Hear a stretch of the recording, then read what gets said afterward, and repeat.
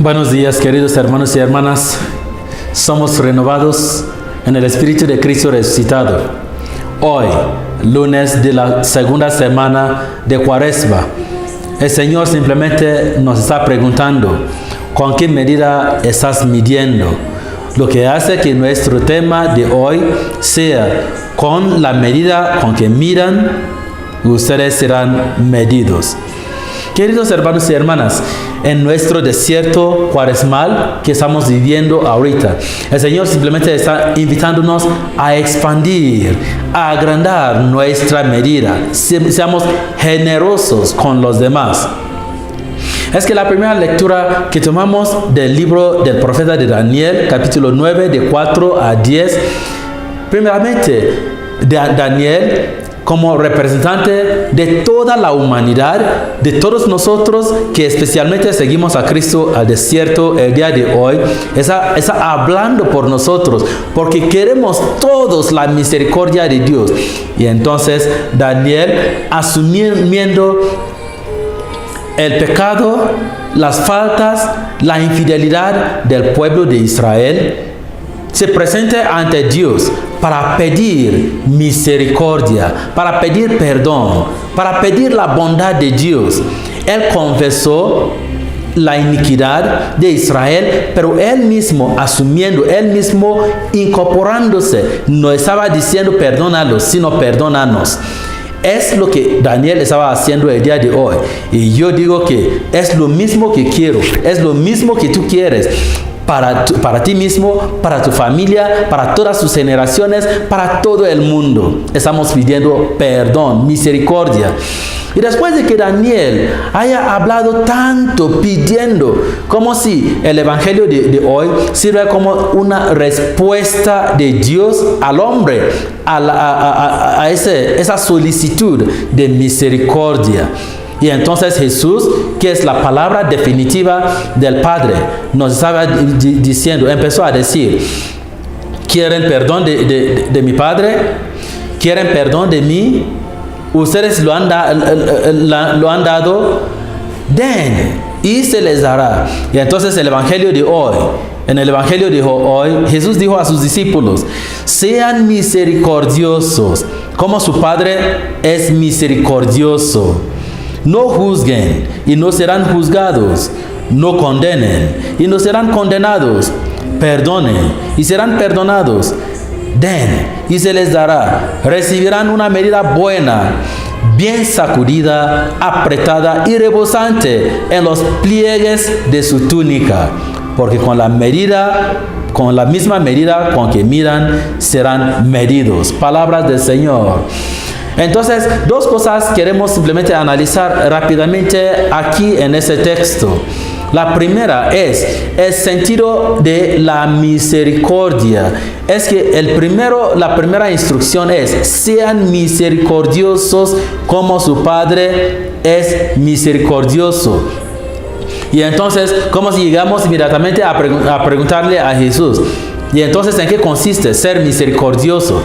Y tres cosas que él subraya aquí y que vamos a analizar rápidamente. Dice, no juzguen, no condenen, perdonen. Y entonces estarían cumpliendo con el requisito de la misericordia. Muchas veces también confundimos esas palabras cuando se dice no juzguen. Muchos de nosotros entonces lo utilizamos como un pretexto para acomodarnos en la responsabilidad que se llama corrección fraterna. No juzguen no quiere decir que si ves a alguien haciendo un mal, que tu cabeza no va a decirte que lo que está haciendo es malo. No quiere decir que si alguien hace el bien, tu cabeza no puede decirte y reconocer que esa persona efectivamente es bondadoso, está haciendo el bien. La razón está allá y siempre se te dará a conocer o a saber de que este es bueno, este es malo. Pero entonces, ¿de dónde empieza lo que se llama el juzgar? El juzgar simplemente uno de los elementos, puede haber muchos que se desarrollan más tarde, pero uno de los elementos de juzgar es cuando alguien hace un mal, a nosotros todavía no nos importa si se convierte o no. Ya estamos diciendo que por lo que hizo esa persona merece tal, merece enfermedad, merece accidente, que algunas veces inclusive llegamos a desear la muerte a una persona. Ojalá muera. Estamos ya juzgando, estamos diciendo lo que hace merece tal cosa. Estamos ahora sentados en la silla de juicio. Eso lo condena el Señor. Segundo, ¿qué quiere decir cuando dice no condena? Condenar en ese momento, una de las cosas que clasifica nuestro acto como un acto condenatorio es cuando una persona comete un acto, algo malo, y desde entonces pensamos que esa persona sabe que no puede cambiar, y entonces lo embotellamos en este acto de tal modo que ya puede salir de nuestros labios no que esa persona robó, sino que esa persona es un ladrón. Ya es una etiqueta, estamos etiquetándolo, estamos condenándolo. Esa persona cometió adulterio, o es diferente de esa persona es adúltero, es una palabra condenatoria.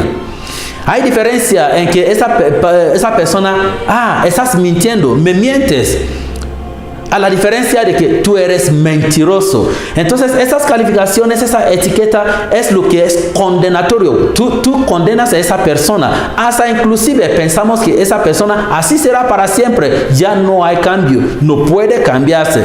Es condenar. No condenen y no serán condenados.